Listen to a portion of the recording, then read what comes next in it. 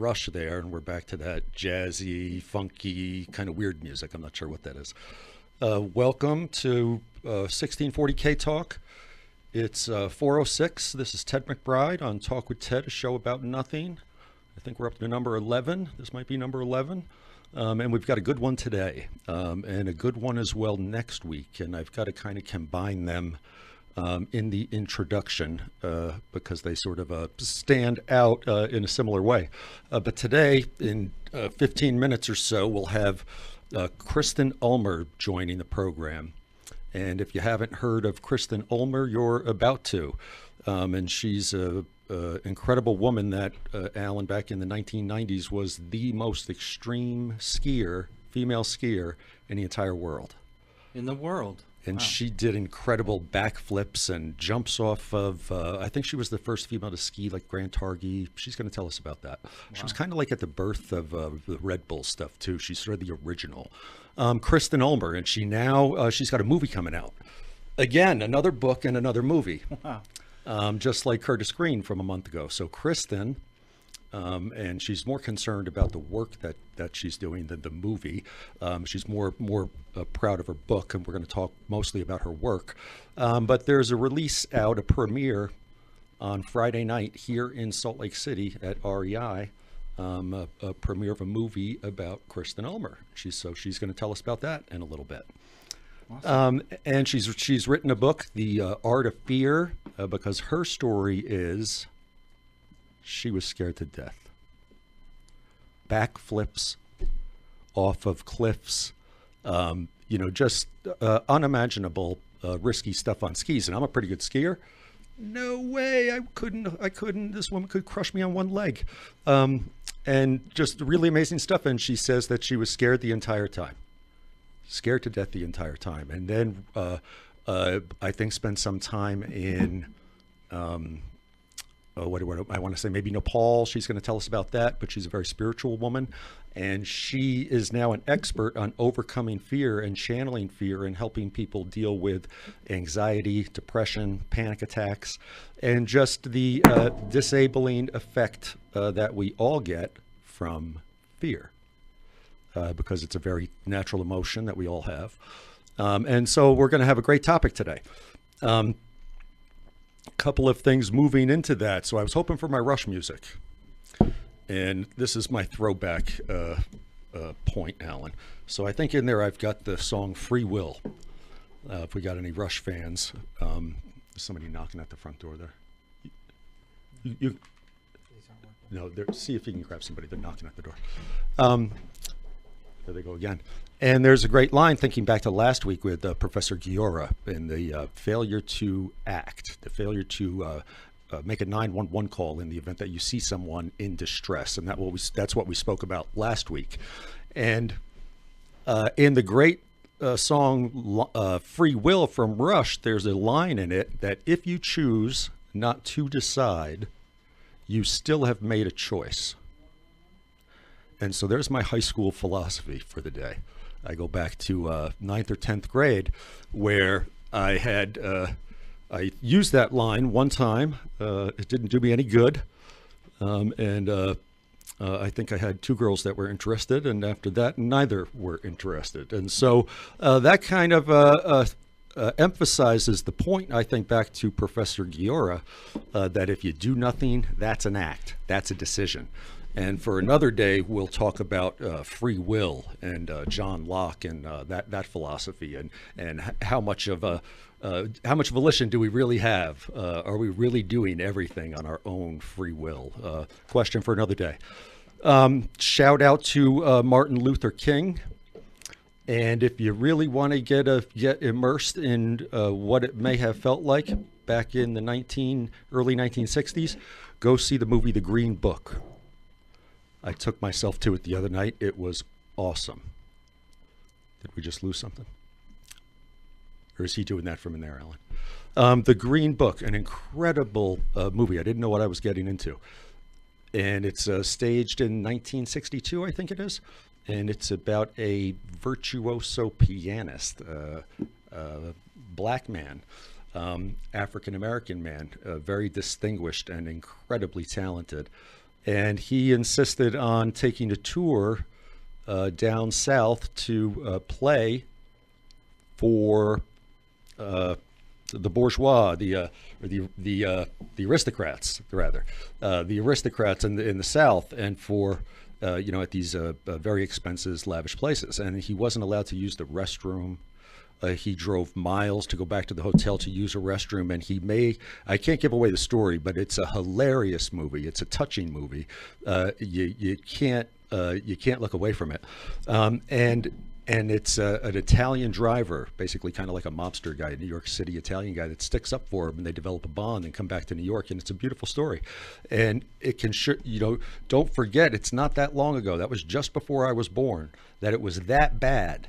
It was that bad. And we've come a long way. There's a long way to go, but it was that bad. Just terrible. So that guy in that movie faced the fear. He's driving south, and he had the white guy driving him. He was the black guy in the back, being driven by the white guy. And he faced that fear. And coming up, we've got Kristen Ulmer, who's a specialist in facing fear. She's going to tell us how to break it down, deal with it, empower ourselves with it. But it gets me thinking, what are you afraid of? I'm a lawyer, which means I'm afraid of everything. It's not untrue. Because if you think about it, the lawyer thinks of a worst case scenario. Right. Contracts, boilerplate contracts, have in them provisions in the event of an earthquake, right? In the event of a terrorist attack, in the event of a murder, but it has all of these things. And so if you're to draft up a contract for someone in its broadest terms, you're thinking about all of those dangers, those remote possibilities. You're not thinking the best case scenario. I'll write the contract under sort of the dream scenario. It's the worst case scenario, right? And so lawyers are totally trained to sort of be afraid, and that's the great responsibility that we lawyers carry around. And then, of course, what else are you afraid of? I'll tell you what I'm afraid of as a lawyer. I'm afraid of court. I am. You wouldn't know it. I always have been. And if it's a substantive court appearance, I'm afraid of it. I'm nervous about it. I have young associates that tell you that. David Cox, if he's out there listening, he'd tell you that. But if you don't get nervous, if you don't get anxious about it, well, then you're not going to be able to perform. And I'm not making up the anxiety. To this day, I get nervous going to court. Starting a trial, I'm nervous. And in part, I'm a little bit afraid of it. But then I get engulfed in it, and I'm not afraid because I'm so focused on it. And I think that's what Kristen's going to tell us a bit about, too, about how to sort of channel that. Because as a trial lawyer, I kind of like that pressure. I need that pressure. I kind of thrive on that pressure. I need that fear, so to speak, in order to perform. And yet, you can have a dangerous amount of fear that you rely on. Too much fear. And then it can kind of cripple you, or it can kind of hold you back. What else am I afraid of? Uncertainty. I think that's a big one. I'm afraid of the politics in this country. So I've got a friend, a high school friend from back in New York, Olivia. I've got two friends, Ellie too, Elise, that both live in Italy. And they've heard a couple of the shows, and Olivia is a little bit slack-jawed at the rhetoric back here and how everyone's yelling at each other to the little degree and the awful temperament. And back there in Italy, she says it's just a much more peaceful way of life, that there's not big mortgages everywhere, and people have their cars paid off, and it's very peaceful and sort of lovely. And she's a bit intrigued by my program here, because I'm sharing some things that she knows about the United States and America and Utah, and she's going to share with me some insights from Italy. And immediately I said, great, Olivia, send me some clips. I didn't give any thought to the fact that it needed to be translated because I'm an idiot, right? Well, don't they speak English? Well, I'm just in my mind. I was like, oh, send me some clips. It's in Italian. I don't speak Italian. She's like, well, I have to translate. I was like, oh, yeah, I guess you will.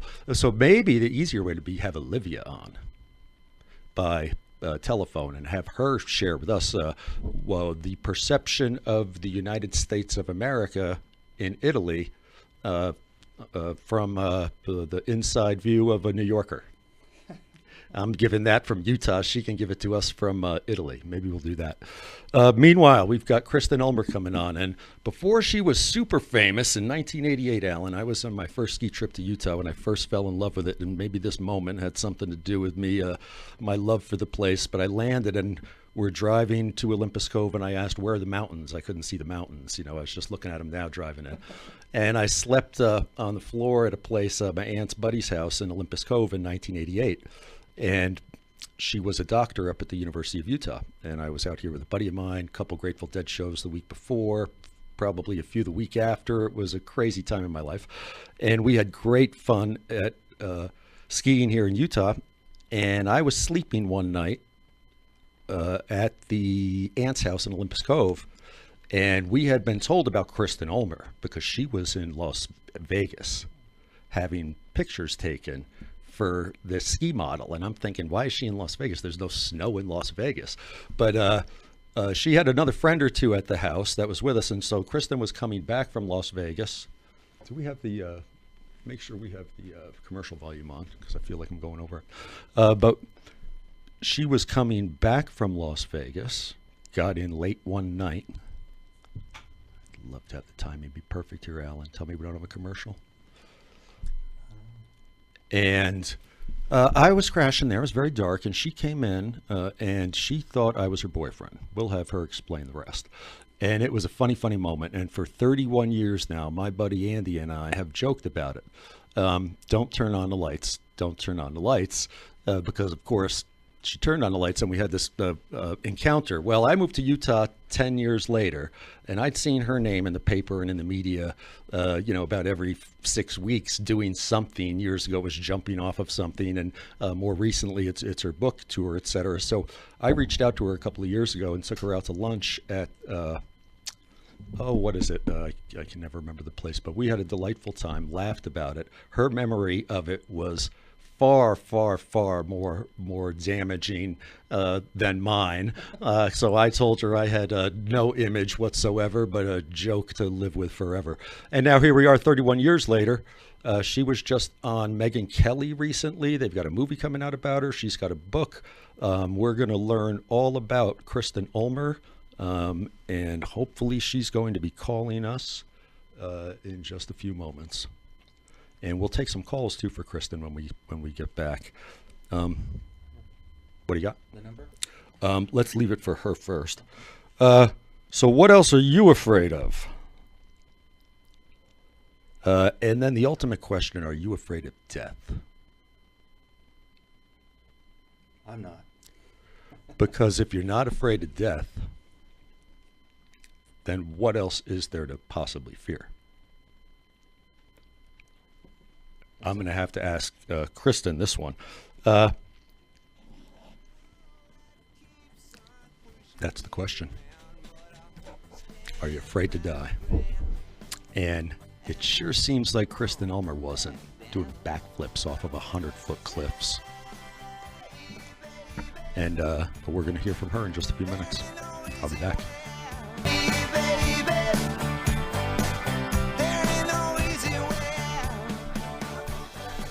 Okay, welcome back. 424 Drive Time. It's Talk with Ted, show about nothing, number 11. And we're going to have Kristen Ulmer on the phone here shortly when we get the technology slightly in order. But until then, a little more setup. I had mentioned in the first segment about another guest coming on next week and another inspirational woman addressing an important topic. Alan, have you ever heard of Ginger Johnson? Never have. Well, you're about to hear about Ginger Johnson. And I'm going to read a little bit off of her LinkedIn page to stoke a little interest in this. I'll have her on next week. Ginger is a 3-time breast cancer survivor, originally diagnosed at age 31 when 5 months pregnant, who provides hope, inspiration, and applicable how-tos to those who desire to create a life of their own design despite the difficulties they face.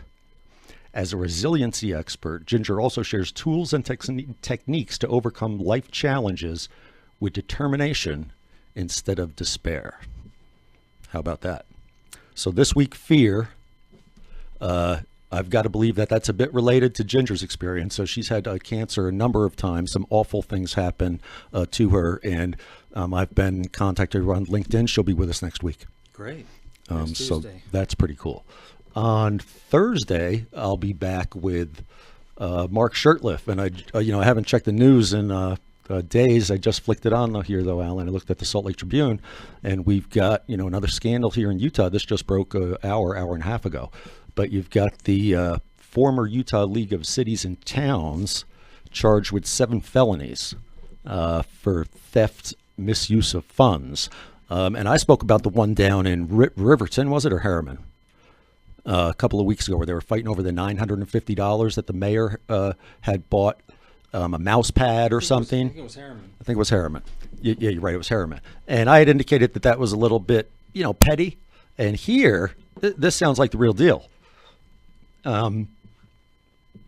Used the government-funded credit card, according to the Salt Lake Tribune, credit card to pay for travel to his son's out-of-state college basketball games. That's one thing.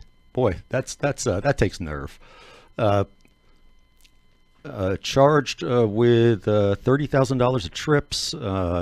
So Sim Gill's office is after him. It's the district attorney going after the $60,000, $70,000, $80,000. Makes me think to Mark Shurtleff's case. Right. Show me that money. It's not there. But here you've got a slush fund authorized for compensation. They're taking some money out of there. I think the guy's resigned. We're going to get into the details of that on Thursday on Common Ground. We'll see if we can make any sense of that. Alan, my phone?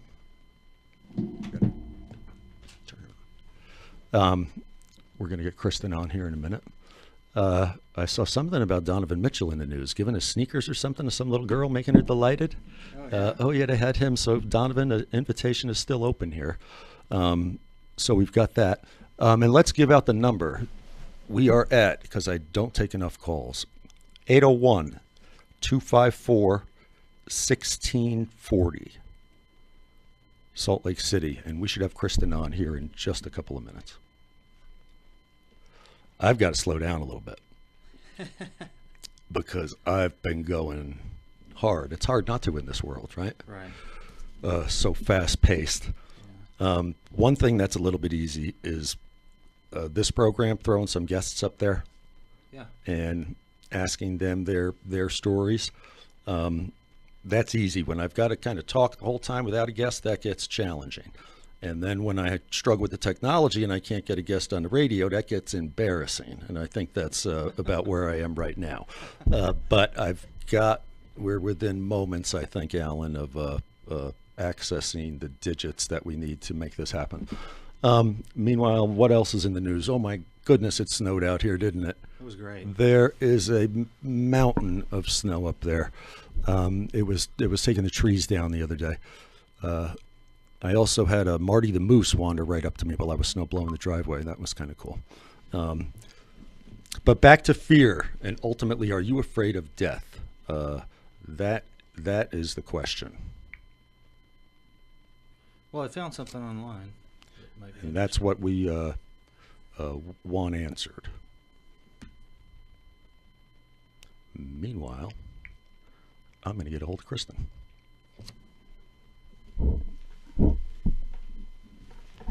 See that, Alan?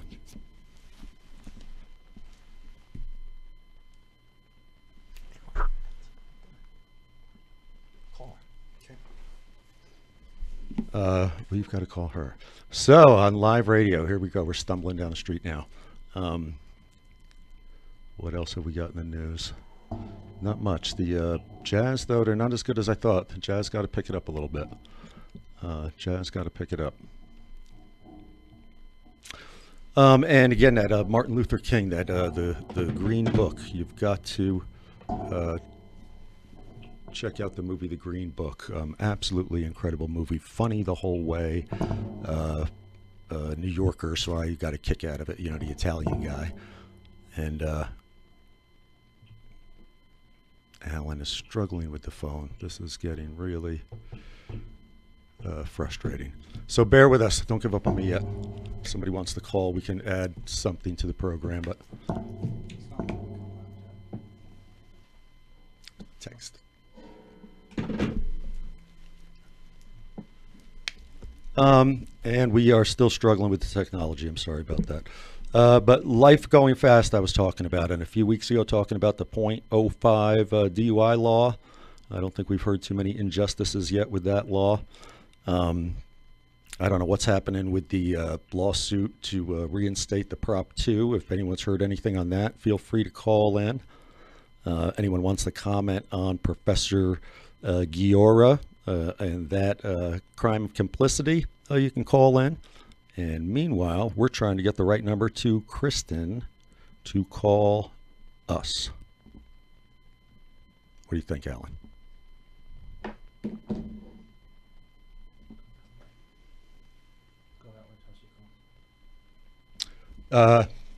So we've got Alan's a genius here. He's handing me a list of phobias, 10-time phobias. Number 1 fear, the fear of spiders. Arachnophobia. Wasn't there a movie about that? Yeah. I think the movie's responsible for half the fear. Second fear, how do you pronounce this one? The fear of snakes? I would struggle with that one all day. Your guess is as good as mine. Ophidiophobia, somebody knows. The fear of heights, acrophobia. Now you got to go rock climbing to get over that. I bet I'd like to know what Kristen says about that. Number 5 on the list, cynophobia, the fear of dogs. But this stuff to me, this itemized list is a little bit, to me, the micro level. This doesn't address the real things. These are the little silly fears. The real fears are, that loss, that relationship, that failure, that thing that you're not going to get, or that thing that you're going to lose, because of course we're always in search for security in this world. And this ties back into my resources, but all of us want security in this world. And there is great security in money and resources, but also in relationships and emotional security and friendships, and all of it's so important. And I think that our fears can interfere with all of those things, so that it's important to try to recognize that we're all scared. It's this big, scary world, and if you think you're not afraid, you're probably suppressing something. And with that, I'm going to recap slightly. I think she just joined us. Kristen, where are you? Are you in sunny Mexico?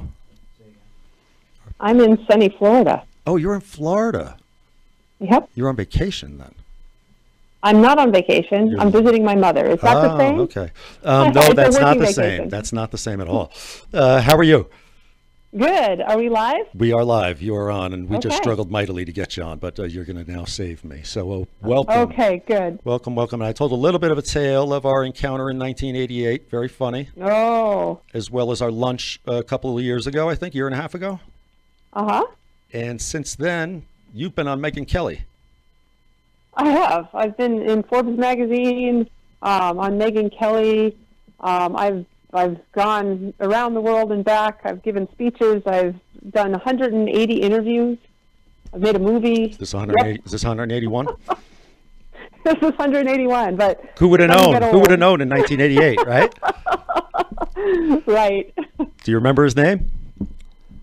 Whose name? Your name? No. Who you thought I was? Your Cliff. boyfriend at the time. Oh, of course. No, Cliff. He Cliff. was one of It the was more. Cliff. He was one of the more significant relationships of my life. 4 years I spent with him. He was my first love. Well, we thought he was a good guy. My buddy Andy and I, we still remember his name, Cliff. Very, very funny. Yep. That's great. And so let's back up a little bit. Who are you, Kristen Ulmer? You're from Utah? Well, let's see. How do I answer that? I am not from Utah. I'm from New Hampshire, but I've lived in Utah for 33 years, and I have a lot of different sides to my personality. I'm probably most known for being a fear and anxiety expert and for my ski career, but my cat knows me as the resource for cans of cat food and long walks in the desert, and my husband knows me as the person that he has to apologize to on a regular basis. So it depends on how you look at it. It's good to be Kristen Ulmer, it sounds like. Yeah. Right? And then where do you live? In Mexico? I live part-time in Salt Lake City and part-time in La Ventana, Mexico, which is a hot spot for kiteboarding and mountain biking. And what do you in do? Baja. What do you do down there? I work down there. I can work anywhere. And, most of my clients, I'm a Zen therapist with a specialty in helping people with fear and anxiety issues. And most of my clients are over the phone. And then I also create a lot of product and content on fear and anxiety that we use in our business. What's the scariest thing you've ever done? Besides talking to you right now, let's see. The scariest thing I've ever done is get married. Really?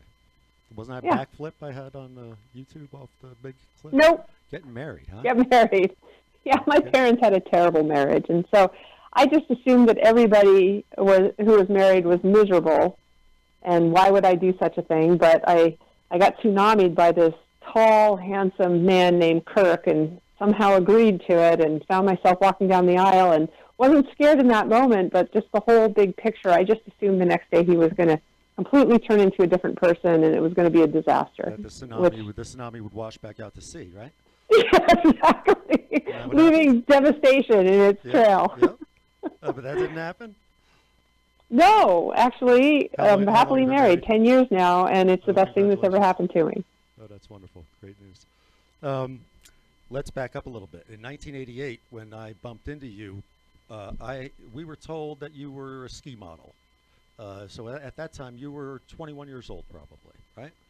Probably, yep. What were you doing then? You already had some notoriety then when we briefly met. Yes, I was a professional ski model. I was doing photo shoots and film shoots. I was competing in moguls. I hadn't yet become famous, but you could see pictures of me in the magazines. But, it's just a modeling type thing. I wasn't a well-known skier or anything. I was just the face of some ads, and that's it. See, and I was 21. I was impressionable, maybe, but you came home from Las Vegas, and I thought that was odd. Remember? Yeah, but you were coming home from Las Vegas, and Cliff wanted to get out to the desert. That's all we remember about Cliff, is that he couldn't wait to get back out to the desert. But you were coming back from Las Vegas from a photo shoot, and I just thought that was odd, skiing photo shoot in Las Vegas. Do you remember that one? I think that it might have been a photo shoot for Skiing Magazine, and we actually did it in L.A. Okay. No, we did it in San Francisco. Okay. That sounds more accurate. I don't think I've ever done a photo shoot in Las Vegas. March of 1988. Yep. There you have it.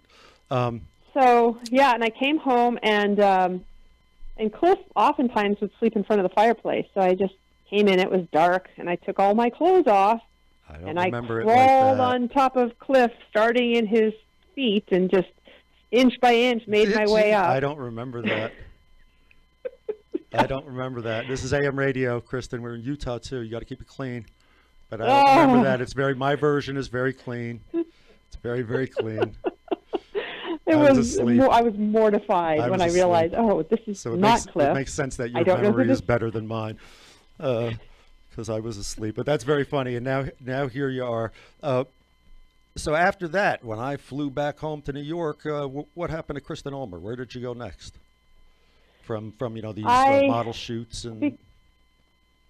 I made it on the U.S. ski team for moguls. Very quickly realized that wasn't my path, and I wound up quitting that to become a big mountain extreme skier, and then I became the best woman big mountain extreme skier in the world for the next 12 years. And so what year were the moguls?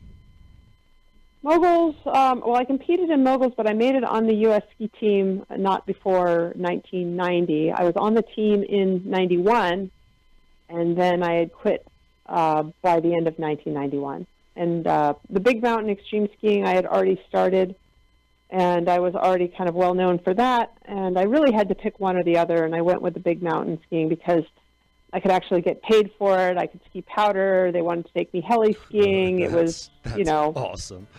Yeah. Who was paying you? at that time? The filmmakers and the sponsors, and back then in skiing, mogul skiing, you had to be what's called an amateur athlete, which means if you wanted to be on the U.S. ski team, you had to not accept money for being a professional athlete. Now, hang on, I'm going to cut you off because we're going to a commercial. But when we come back, you can follow up with that, and I want to ask you, who were the female skiers that you were inspired by? On a beautiful Tuesday afternoon in Salt Lake City, Utah, January, 22nd?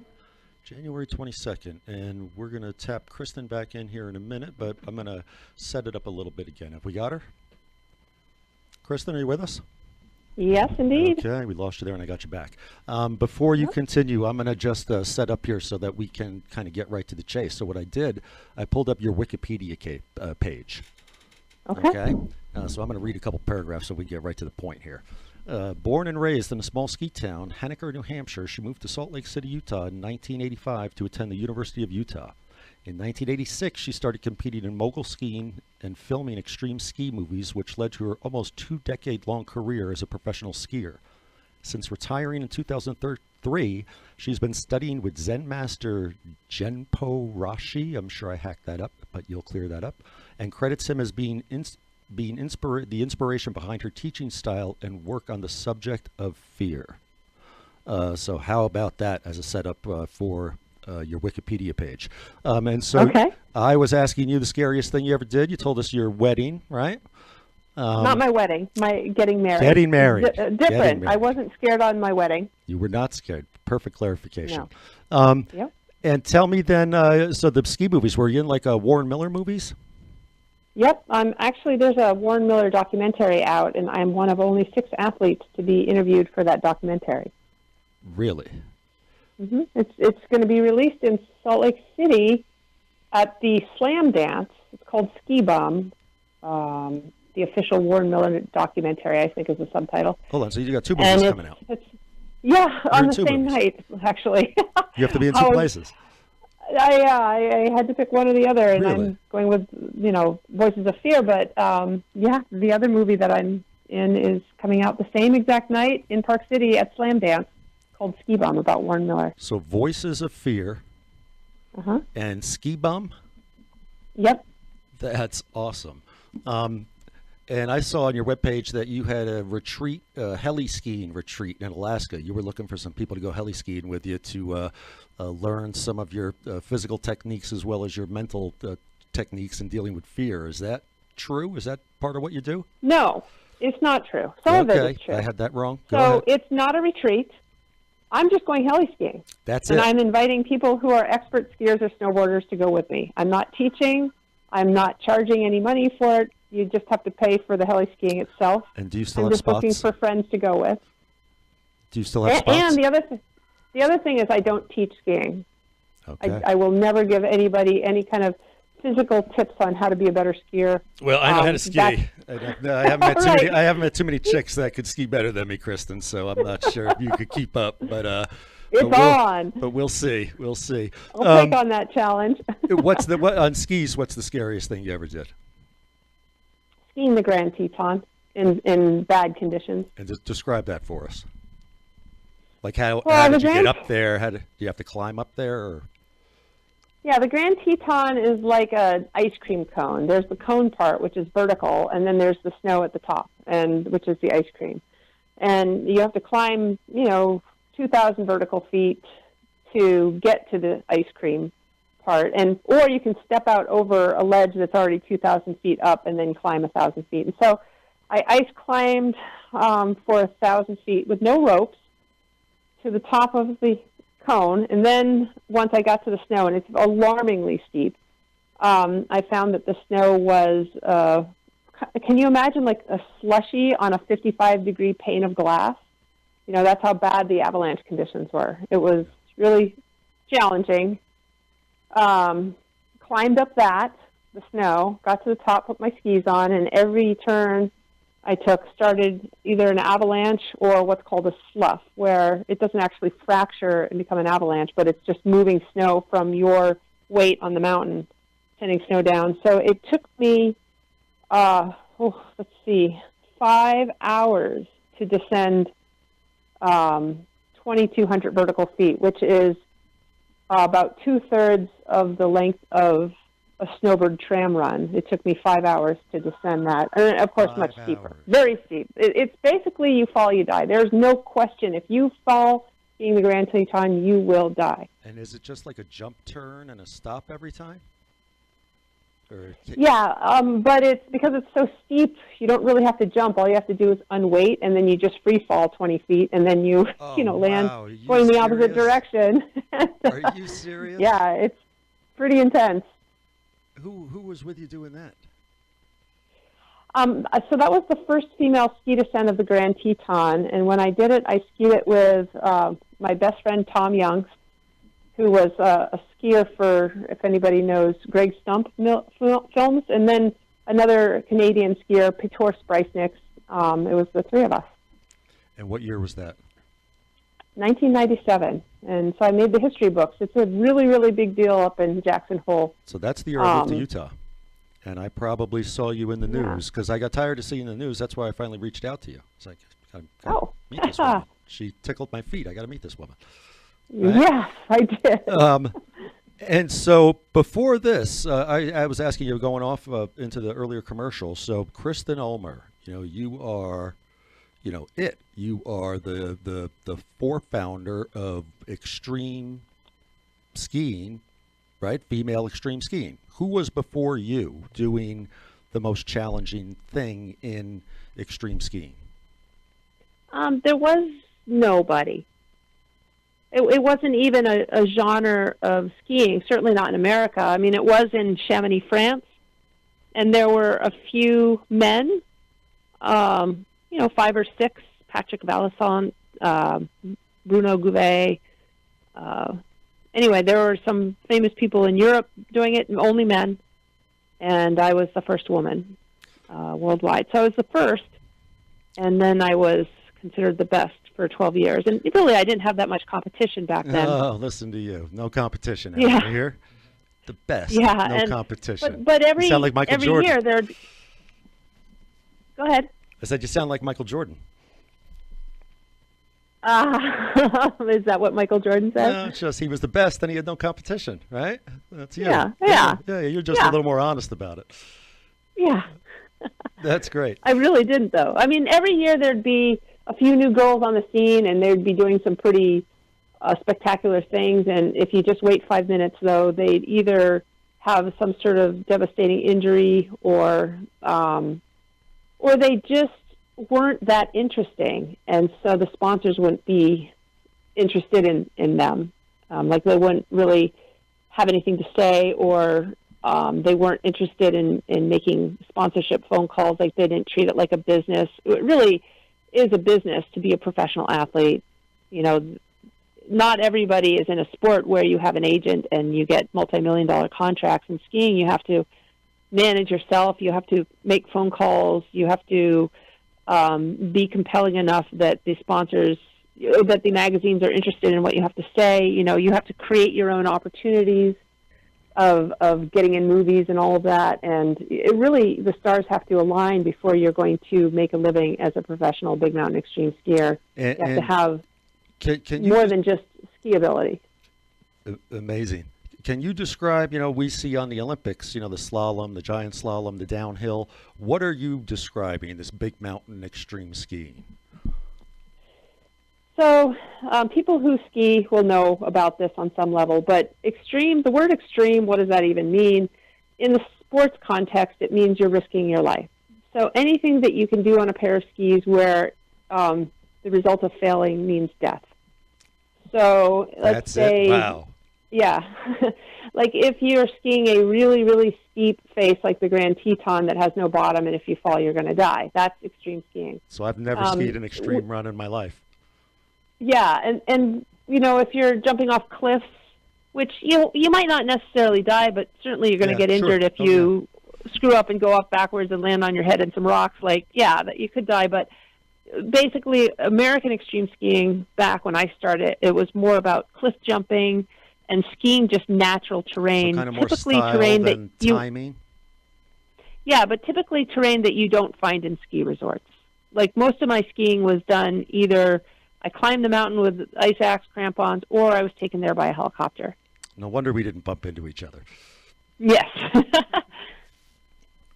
That's incredible. Now, you're currently the book, The Art of Fear. So before we get to the book, bring us back to the career and tell us about the fear. What is it about the skiing, the extreme skiing, that describe that for us that sort of now brought you to this point in your life?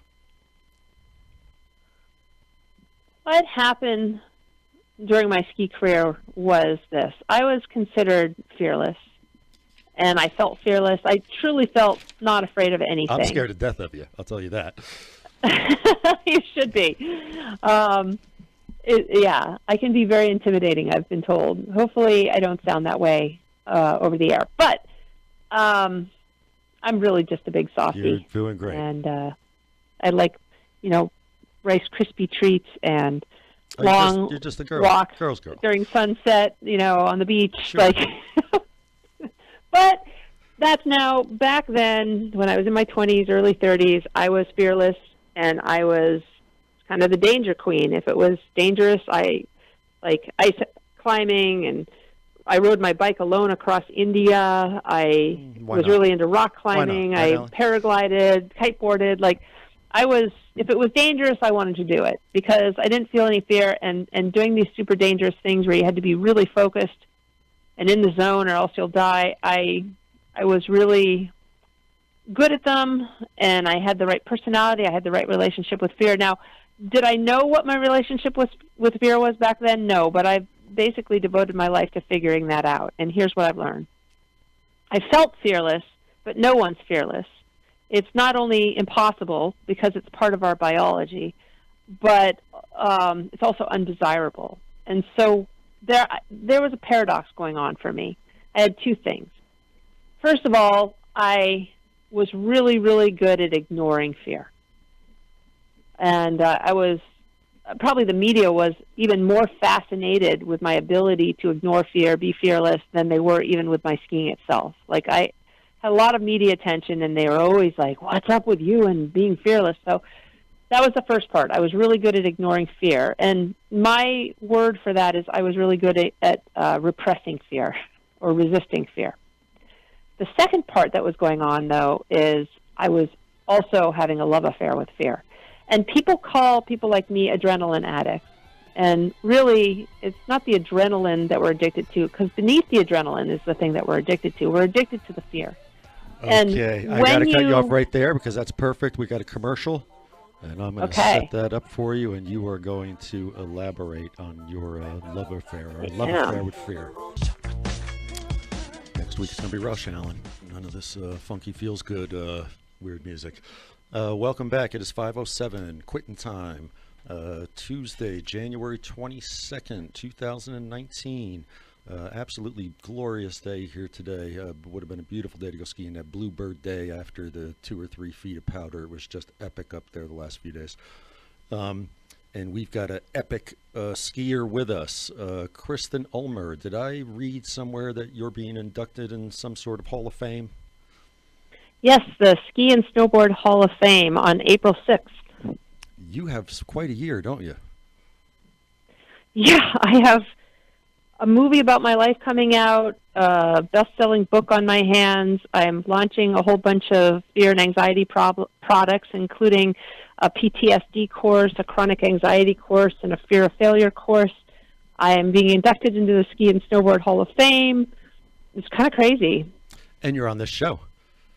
Yes. Amazingly. And I'm on this show. What's the most amazing thing you did before you were on this show? The most amazing. Well, I mean, there's different categories. I would say the most amazing part of my last year since my book came out was just I'm basically seen as the expert on fear now in the world. It's been a crazy ride. And you know what's so interesting about your book has been reviewed by the New York Times, Wall Street Journal, Forbes, USA Today, Outside Magazine, NPR. Is it all over the world, this book?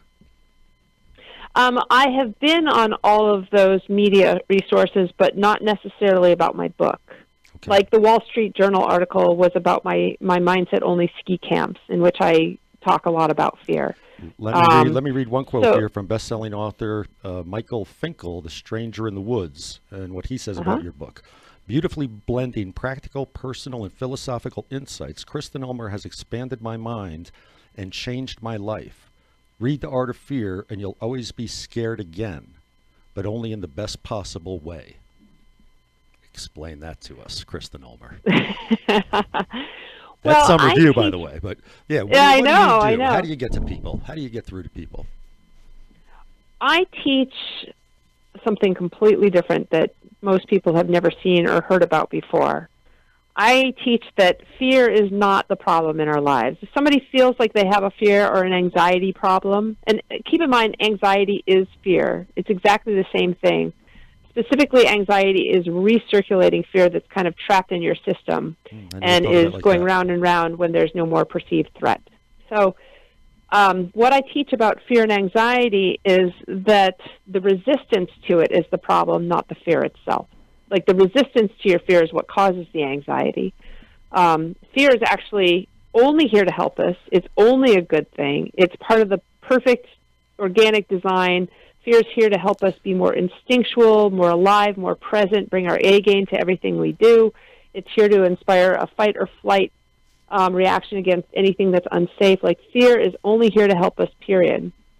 There's no such thing as good or bad fear. There's only fear. But however you treat it determines on whether it's showing up in a good way or in a bad way in your life. And most of us resist it. And most fear and anxiety experts teach some form of resistance to it. And you know, the conquering, the overcoming. When you say resist, explain that to me. Resistance comes in many forms. And usually, however you're taught to deal with your emotions or taught to deal with fear when you're a young child is how you deal with it. And you learn these patterns from usually a parent or an influencer. Like, for example, resistance can be that you try to conquer and overcome your fear. And that's the kind of language you use. Like maybe you use your mind like a sword, your intellect, to rationalize it away. Like, oh, you know, rock climbing shouldn't be scary. Because so many people have done it before me, like I shouldn't be afraid of this and there's no need for me to be afraid. Or resistance can also mean that you ignore fear. You know, like you could be in complete denial of the fact that you have any fear. And then that undealt with fear then shows up in your life and is maybe redirected anger or redirected sadness. Depression comes from the resistance to fear.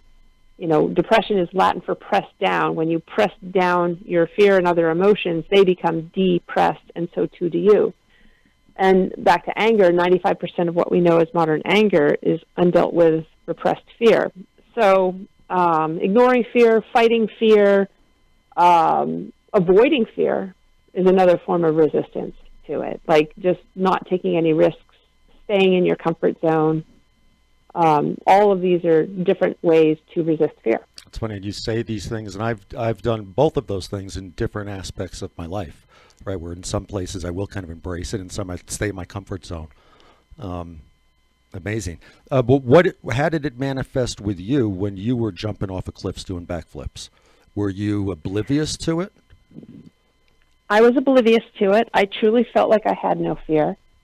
But what was really going on, you know, I don't believe you learn from experience. You learn from reflecting on the experience. And I've had a lot of experience to reflect on. Reflecting. You don't learn from experience. You learn from reflecting on the experience. Like I didn't learn anything about fear from my ski career. I only learned about fear in reflecting on my ski career for the next 16 years after I retired. So you were done and you started getting into this fear business. Yes. And I got into the fear business because when I retired as a skier, something just felt really inauthentic and off with me. I was burnt out on skiing. I actually hated skiing. How old were you at this point?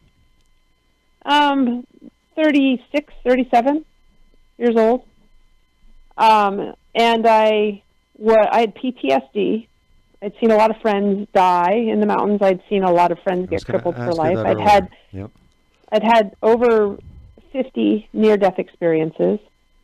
I also started having a lot more injuries, which didn't make any sense because I was only getting better and better at skiing, and I was in excellent shape. And, we think, when athletes start to get injuries in their early 30s, that it's because they're getting older. It's not. I mean, that's part of it, but more often than not, it's just a sign of repressed fear that's now coming back to haunt you, because you have to become a really rigid, stoic person to not be afraid. I was really arrogant and tough and masculine. And when you're engaged in a very violent sport like skiing, extreme skiing, and if you're a rigid person, imagine a rigid tree in a heavy wind, it breaks. Yeah, how could you be a stoic extreme mountain skier? Yeah, and I see this with ski racers a lot. They say they're fearless, but then they're starting to have injury after injury every year, a new injury that seems unrelated. They're just a rigid, stoic person to be that way. Or they say they don't have any fear in skiing, but then they're having panic attacks in their regular life, or they have an anxiety disorder, or they have insomnia. The fear is waking them up in the middle of the night. These are all signs of, repressed fear. In order to be fearless as a skier, there's consequences for that. Nobody's fearless. And in order to be fearless in one area of your life, you may have considerable fear in another area of your life, is another example. Yes. Like, I have a client who was fearless at soccer, but terrified of the ocean. And that's just sports related, but there may be somebody who's fearless at work, but terrified while skiing, or fearless at skiing, but terrified at work. So it just gets redirected. If you're, you have to take from Peter to pay Paul. You have to, in order to be fearless in one area of your life, it is going to haunt you somewhere else. And breaking it down to the burnout. So it's got to be balanced. Is that what you're saying? It's got to be balanced. Some of it's good, it's motivating us. Some of it's holding us back, but it's all a bundle of the same thing. So there is no good or bad fear. There's only fear. But if you're resisting it or repressing it in any area of your life, it is going to affect your life in a negative way, somewhere, somehow. Some of the problems that I see associated with the resistance or repression of fear are anger issues, excessive irrational fear. This is fear basically stuck in your system. I imagine that it's a child that you're abusing, and it's locked in the basement, and it's screaming and trying to get your attention, right? You keep ignoring it. Eventually, that child will not be denied. It's going to get out, and it may show up as an exaggerated version of itself, or it will show up redirected in other ways. And the exaggerated version will be panic attacks, anxiety disorders, monkey mind in the middle of the night. When your guard is dropped, that child will hijack your mind and run its unfulfilled agenda then when you're trying to sleep. So it could show up as irrational fear. So that's an exaggerated version of the undealt with fear now affecting your life. Or it will show up as OCD, or kind of just a crazy irrational fear during doing an activity for which you normally don't feel fear. All of a sudden, one year, it'll show up. I find that. Go ahead. I find that you can get away with the repression of fear for 10 years or so, tops, and then one of these problems will show up, or it'll come out redirected in other ways that don't seem like fear at all. Drug abuse. Like anger, depression, blame, that sort of thing. What about drug abuse, alcoholism? Do you get into any of that? A lot of drug abuse and alcoholism is a way to self-medicate so that you don't have to deal with your fear. And actually, even prescription and recreational anti-anxiety medication, pot smoking, all of that is oftentimes, it is a way to continue to not have to deal with your emotions, fear in particular, with pot smoking, anger as well. You medicate them away. Sure. And that's what these drugs are very useful for. If you can't fight, if you're fighting a war against fear and anxiety and you just can't seem to win it, medicate it away. That'll shut fear up. And right? A lot of people do that.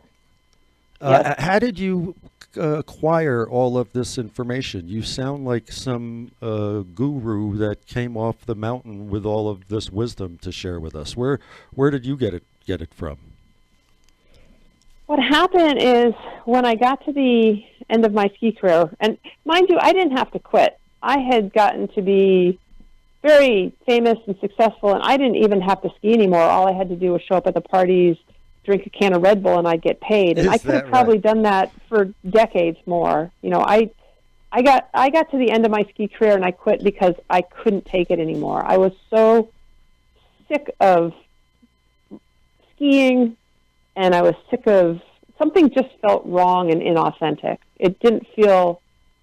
I was just stuck in this pattern of, you know, being a professional skier, and I just was desperate to get out. I knew that there was more to life than what I was doing, and I was stuck. So I quit abruptly. Stuck as a and professional athlete, it sounds so. It doesn't sound real. It's every little kid's fantasy to be the professional athlete. Yeah, and it's that way with anything. I mean, even if you own a restaurant, you know, you work your whole life to create a successful restaurant, huge success, packed every night.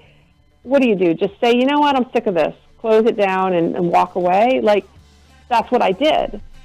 And it was that's the best amazing. thing I've ever We're done. cutting to a break, and we're going to find out what you did when you opened up your bags somewhere else in the authorship world, I think. Kristen Ulmer on Talk with Ted. We'll be right back.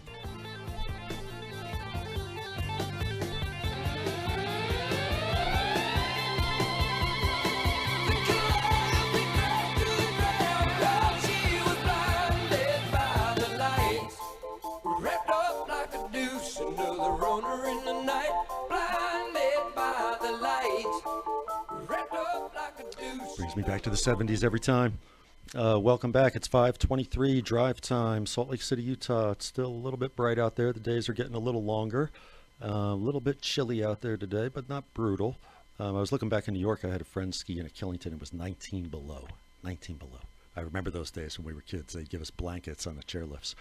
And speaking of skiing, we've got as my distinguished guest today, Kristen Ulmer, whose lesser accomplishments include being the greatest female skier in the world for 12 years, and whose more current contributions to the world include teaching people on how to deal with their fear in a variety of different forums, including sharing some thoughts with us on the radio right now.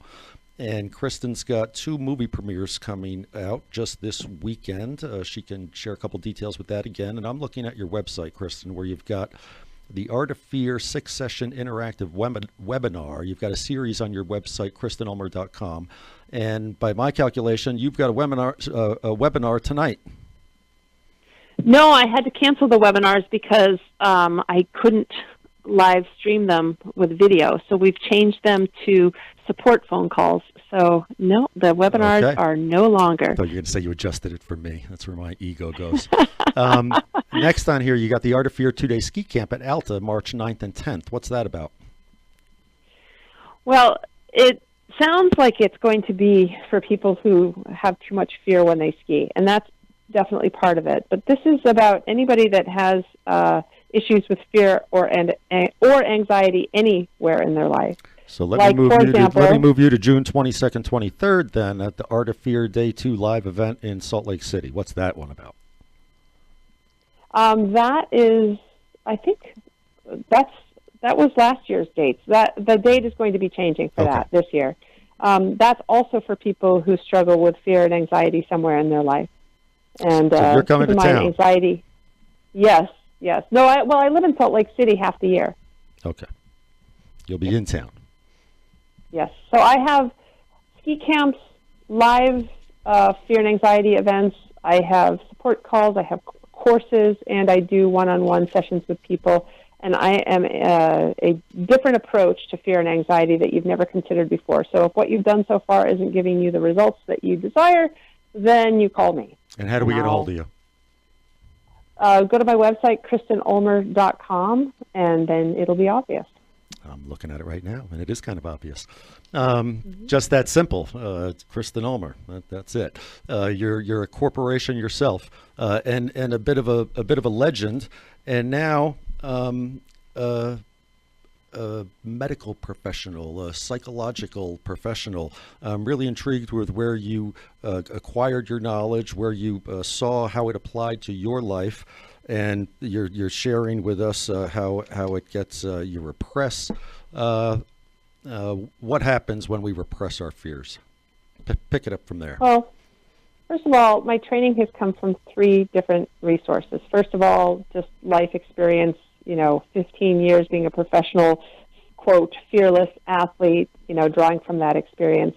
And then I spent the next 16 years just voraciously studying a Zen approach to fear with my teacher, Genpo Roshi, who you referred to before, and then other teachers as well, including emotional intelligence specialists. And I basically put the puzzle together of what happened during my ski career that made me feel fearless, and what were the problems when I retired, why that backfired on me and caused burnout, PTSD, injuries, things like that, and why the repression of fear can cause so many issues for other people as well, including depression, panic attacks, anxiety disorders, irrational fear, and more.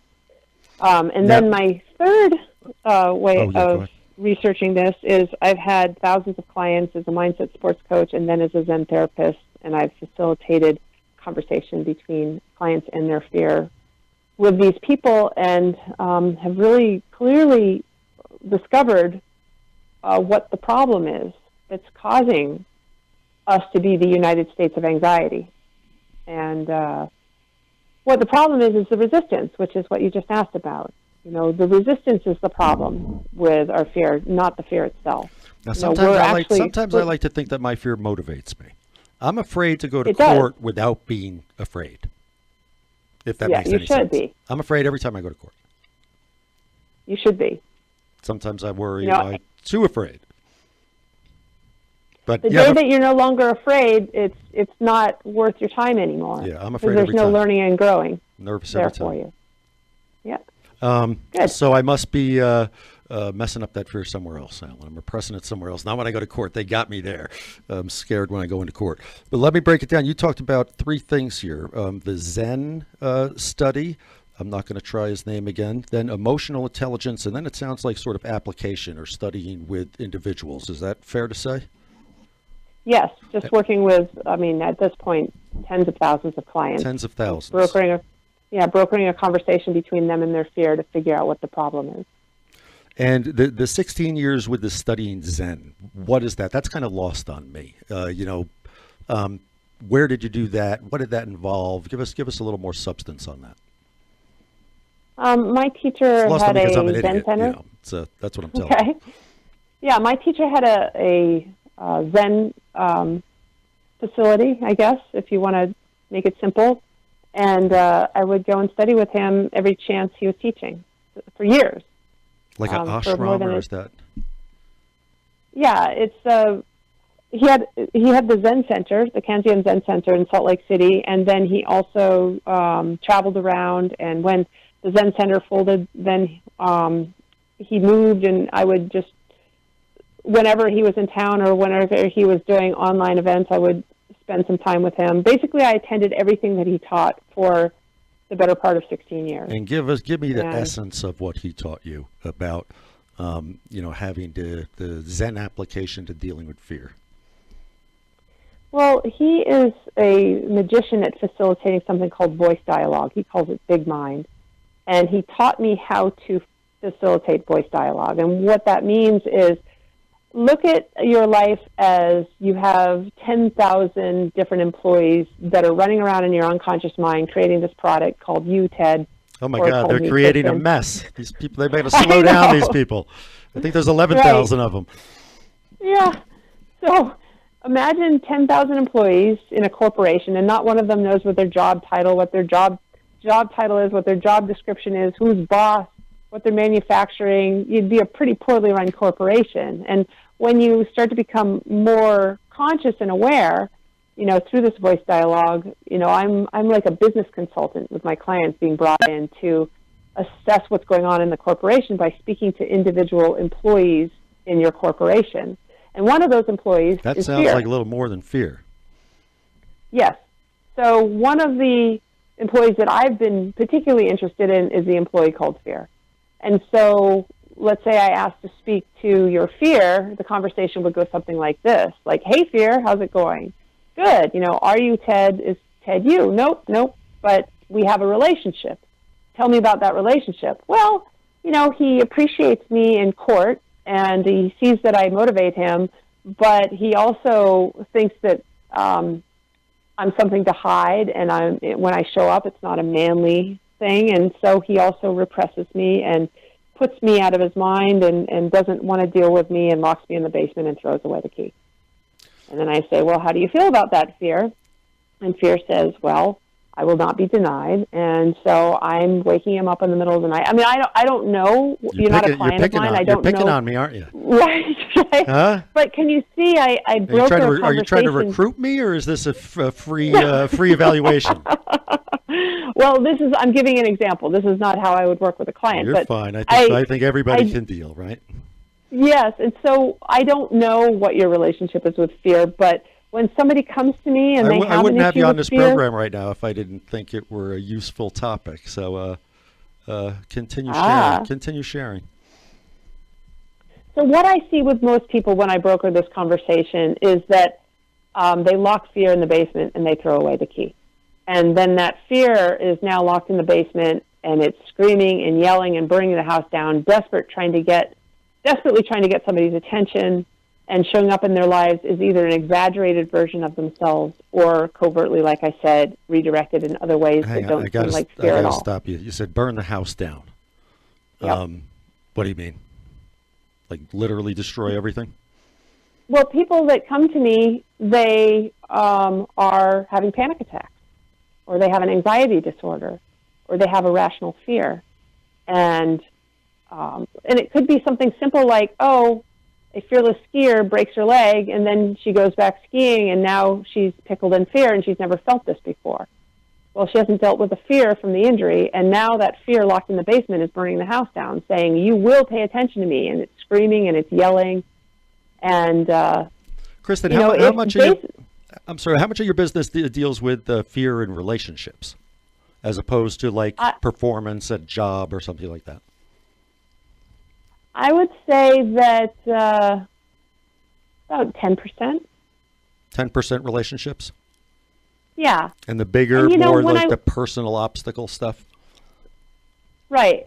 When I work with clients, it's not just that, I have fear, I have an anxiety disorder or panic attacks. It's more like something feels off. I know that it's emotional. Can you help me? Yes. And then I broker a conversation between them and their fear, and it changes the relationship that you have with your emotions, changes your relationship that you have with fear, and the problem resolves. Okay, now you just segued to point two. You talked about studying the Zen, and then you had a separate category of emotional intelligence. What did you do to develop your obvious emotional intelligence? Well, thank you. I did some things right by fear, and I did some things wrong by fear during my ski career. And so the things that I did right by fear is that I had an intimate relationship with fear. I loved feeling fear. I merged with it. It helped bring me into higher states of intuition, awareness, aliveness. It took me into the zone. I kind of feel that way on the radio, Kristen. Yes. I kind of like the radio because it's live. It puts me under pressure, and it gets me focused. Right. I have two different types of clients, and I call them Avatar 1 and Avatar 2. And I'm talking about Avatar 2 people. Like, I have a lot of clients that are millionaires and billionaires who want to, I call it fear hacking, hack into their fear, tap into their fear to help them be more smart, intuitive, and alive, and focused. And that's part of what I do with clients. Avatar 1 clients are people who are coming to me and they have a really damaging emotional issue that I help them resolve. So they're not trying to climb to the top of the mountain in their sport or in their business or in their relationship. They're just trying to get out of a hole. Now, is it going to cost me double if I'm both an Avatar 1 and an Avatar 2? Yes, it will cost you double for sure. Just because you're Ted, I'm going to charge you double. I don't know if I can afford you now. But wow, this is blowing me away. Years ago, I was driving to Boston. I was on Route 84, driving from New York to Boston, and there was an ad. I was listening to AM radio 30 years ago, and there was an ad on for a book about the saboteur within you and how there was that part of you in you that wanted to defeat you, and you could order the book. And I made a joke that I would order 2 copies of the book in case my saboteur got to the mailbox first and threw out the first one. But Isn't that funny? It still rings 30 years later. So here you are. So when I order your book, I'm going to order 2 copies, Kristen, just in case one of those, what did you call them, the 2 sides?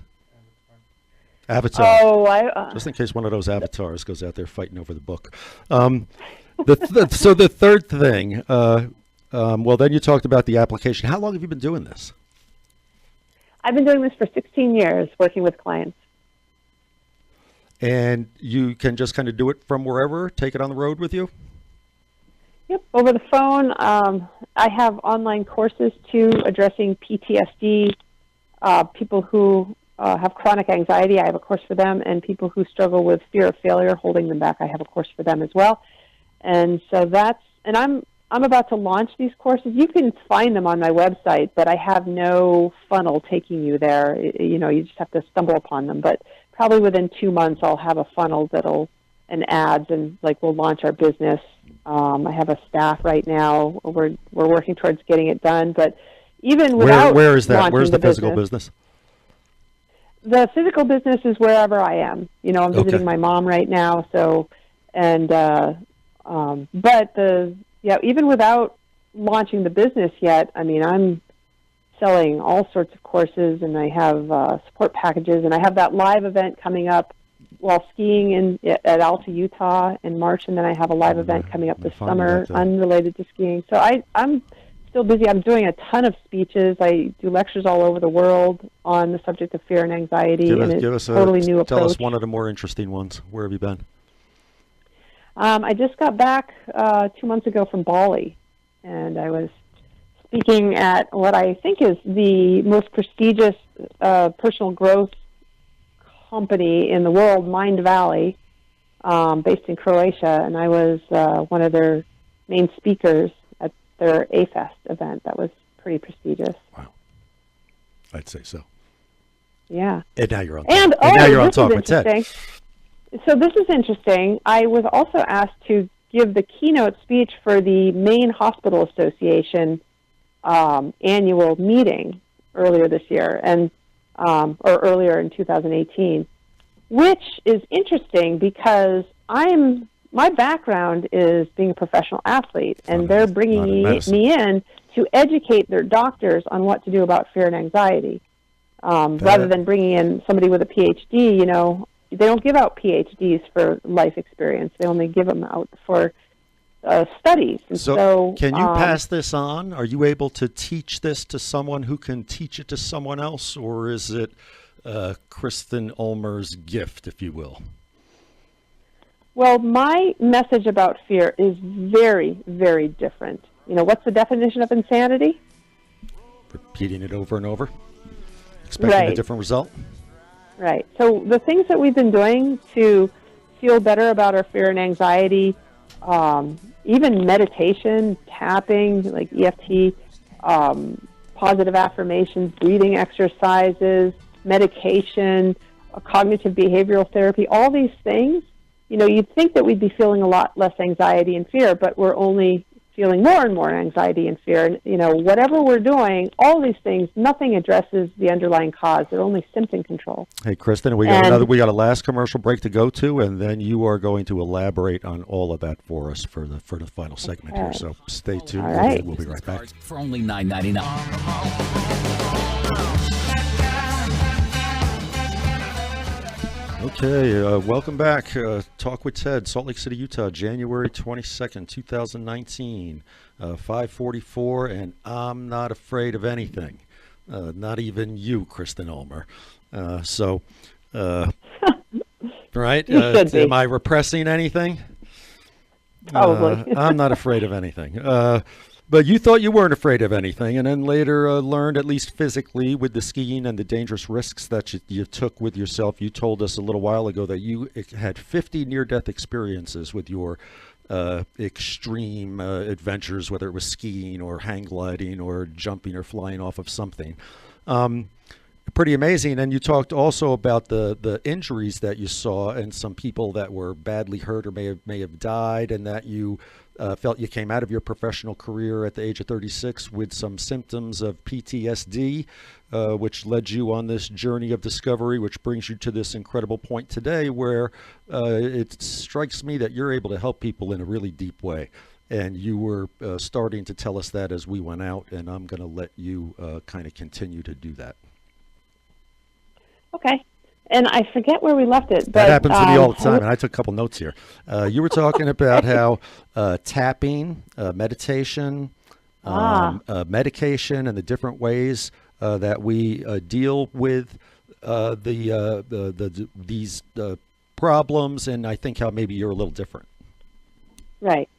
So take PTSD, which I struggled with. PTSD is when you go through a difficult traumatic emotional experience, and it results in fear, anger, sadness, a whole variety of difficult emotions. And if you don't know how to deal with them, oftentimes we repress them, resist them, ignore them, drink them away, whatever. We push them down into our system, we lock them in the basement, and we throw away the key. And then those emotions down there, they're now screaming, yelling, clamoring to get out, and showing up maybe as an exaggerated version of themselves or redirected in other ways. Like, for example, exaggerated or redirected. Right. Like the redirected would be, here's an example, the soldier who doesn't feel like it's manly to feel fear. It's a sign of weakness, but he has to feel something, so he feels anger instead. Like 95% of what we know as modern anger is repressed fear stuck in your system. Fascinating. You know, so anyway, the treatment for these emotional issues, anxiety disorders, panic attacks, PTSD, all of that, and this is going to be a big bomb that I drop in the room, right, are actually the cause. Because all of the treatments... American Medical Association's not going to like you. I know. All of the treatments offer symptom control. Like if fear is like in your ear and it's trying to get your attention, you know, if you take 3 deep breaths, breathe in calm, breathe out the fear goes away. And you think, well, that's so do some of the successful. medications repress the fear? Well, the medications medicate the fear away. Like, look at it like fear is a child in your life. And you're ignoring the child, or you're fighting the child, or you're medicating the child away, or even going for a walk in nature, or dancing, or meditating, you know, all with the goal to get away from this child or to shut this child up. Like, it works. You know, the child goes away and you think, well, I feel better. But you've just aggravated that child further. And fear has a very strong personality. It will not be denied, right? And so buying yourself a moment of relief from your fear, it aggravates the underlying cause of these problems, which is you're not dealing with your fear in an honest way. And so a lot of the symptom relief that we get from all these things, there's a cost for that, which is over time, you have to do these things more and more and more. You know, I have clients who come to me and they're meditating 6 times a day just to get through the day, you know, and it's harder and harder to do. And after a while, they just give up and take anti-anxiety medication. So all this stuff we're doing to continue to not deal with our fear in an honest way. And until we actually stop turning away from our fear, like in the middle of the night, for example, fear is waking you up. It has something to say. What are we taught to do? Go distract yourself, you know, go in the other room, feng shui your environment, take deep breaths, you know, just try to block it out, try to get away from it. Really what we should be doing is the exact opposite. Because the next night that fear is only going to be louder and stay longer until you do. So what I have my clients do, very counterintuitive, but I have them turn towards their fear, not away from it. And I broker a conversation between them and their fear, and I help them forge a new, healthy, more inclusive, considerate relationship with their fear. And anybody who has children know, if you have a child who's screaming and yelling in order to get your attention, there's things you can do to not deal with them in the moment, but at some point you got to deal with them.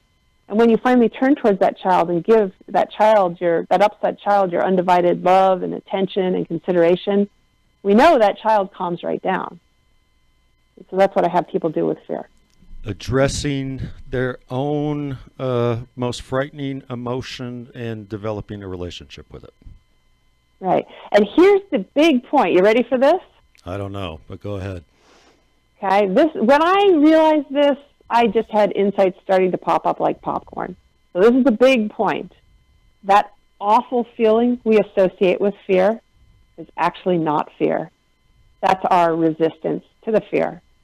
That's our, I don't want to feel this way. There's something wrong with me. You know, it's a sign of personal weakness. It's unnatural. I'm not supposed to be feeling. I don't want to feel this. Like, make it go away. Make it go. Like, that's the awful feeling, not the fear itself. Because if you don't have any resistance to the fear, fear is always going to be there. Right. The true nature of fear will be revealed. And the true nature of fear is that fear and excitement neurochemically are exactly the same thing. And we need during my it to ski career, survive. Right. The skiers who resist the fear have that awful feeling.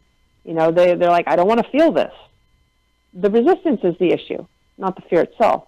If they're willing to feel their fear, then how the fear shows up is as aliveness, as focus, as presence, as excitement.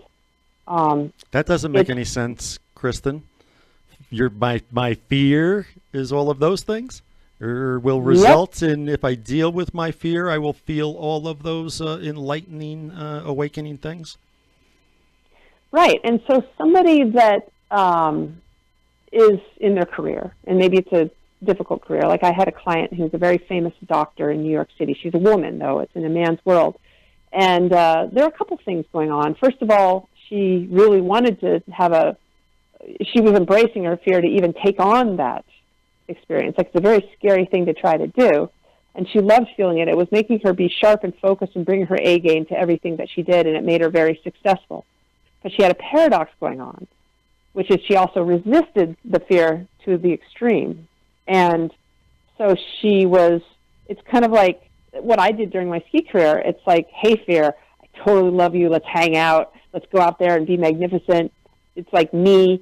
I'm like Batman and fear is Robin, and together we're stronger than apart, right? That's awesome. But there's another part of me that also hated fear. It's like, hey, fear, come here. No, go away. No, come here. Go away. It's you have a paradox going on. And so this woman was fearless at work, but then she was pickled in fear regarding relationships, pickled in fear regarding skiing, but fearless at work. And so the bottom line and the big takeaway is the relationship that you have with your fear is the most important relationship of your life, because it's a relationship that you have with yourself at your core. If you have a healthy, inclusive, considerate relationship with fear, then you have a healthy, considerate relationship with yourself. If you have a resistant or an avoidance or a combative relationship with fear, you're going to be at war with your fear and thus at war with yourself. And it's going to, that war against fear, because fear is such a big part of our life, is going to consume your life and ruin your life. And so make it the best relationship possible. Wow. How did you get so smart? Well, 33 years of study. I mean, I feel like I've been groomed by the universe to bring this message about fear to us all. What we're doing regarding fear and anxiety is not working.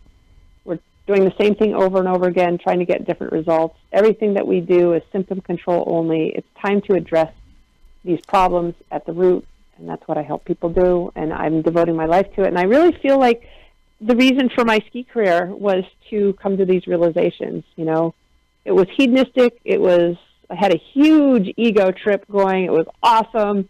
Good way to spend your 20s, but I really think that it was just me trying to put the pieces together for fear for us all, so that these fear and anxiety issues won't continue to cause such problems. Yeah, because of course that Kristen Ulmer couldn't have helped us like today's Kristen Ulmer, and it's because of it's because of all those experiences, including mistaking me for your boyfriend in 1988, which I'm sure left a little, probably shocked you a little bit. You my gosh, that was traumatic. That PTSD might have been included in that, but you have just been a terrific guest, and you've got a movie coming up. Tell us quickly about the two movies again. So there's Voices of Fear is playing at REI on January 25th. I'm going to facilitate the audience for 1 hour, starting at 5 o'clock, to broker a conversation between them and their fear, just to, because it's going to be interesting, plus it's going to enhance the experience in the movie. And then the movie Voices of Fear, I interviewed 25 professional, very famous extreme athletes, including Alex Honnold, mind you, who did the free solo of El Cap. And the movie is about the relationship that I had with fear during my ski career and the relationships that they have with fear that make them the best in the world at their sports. And that's Voices of Fear. What do you think about, like Red Bull sponsoring things and, people getting injured? We had the kid up from Park City, McConkey. That's probably 10 years ago now, where McConkey died in Italy, I think it was, with skiing off the cliff and had a parachute. And I don't want to get too off topic, but you were one of the early Red Bull athletes, right? Yes, and Shane McConkey is an ex-boyfriend of mine. Shane McConkey. Bless his heart. I'm sorry. Yeah. Do you think that today, is there any the corporations being a little too risky? I see some of these guys in wingsuits flying on the edge of mountains and through holes, and it just seems is there too much risk? I believe that these people are like moths to a flame. They're really in love with life. The scarier it is, the more alive they feel. I was the same. I was a Red Bull athlete, and as far as Red Bull sponsoring them, these people, they have these wild personalities. They're fear addicts, and they're going to do it anyway. They're doing it one way or the other. Nothing to do with Red Bull. Right. And we might as well support them and give them love and encouragement while they're at it, because they're going to do it anyway, and they may die young, but that's just who they are. And what about money in it these days? Is there a Tiger Woods effect after Kristen Ulmer paved the way for female extreme skiers? Is there a real market today? Are there women making money at it? Yeah, it's funny though. I am friends with all of the professional big mountain extreme women skiers that have come after me, and we talk, of course. And I think that I made more money in the 90s than they're making today.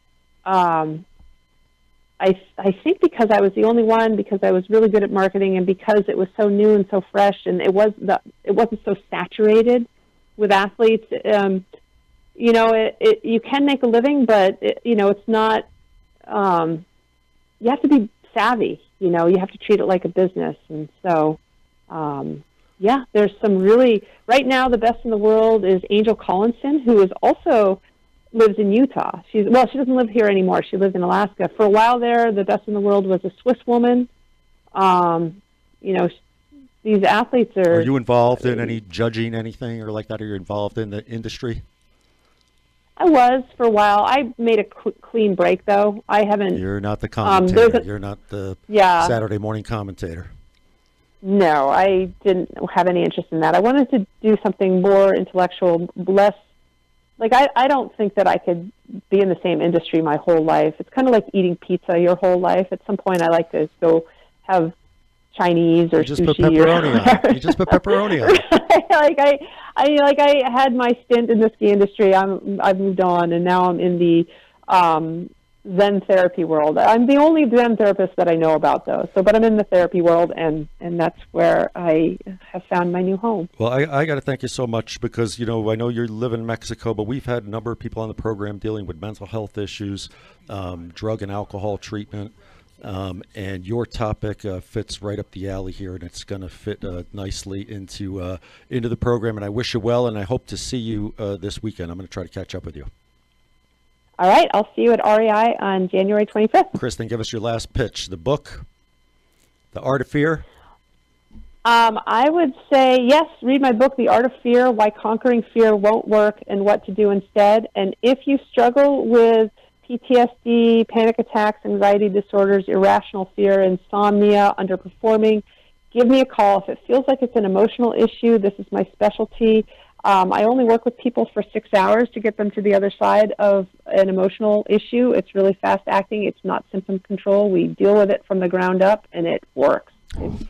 That is awesome. Thank you so much, Kristen. We got a commercial running here, and KristenUlmer.com, ready, willing, and able to help people make themselves better by having a relationship with their fear. Thank you, Kristen. Enjoy the weekend and accolades that come with it. Thank you. And I will be back next week. Drive safe, folks. I'll be on with Thursday with Mark Shurtleff on Common Ground, and otherwise back next week with Ginger Johnson, 3-time breast cancer survivor, and she's going to tell us how she deals with the challenges that she's faced in her life. So we'll see Ginger next week. Thanks, folks. Thanks for listening. K-Talk.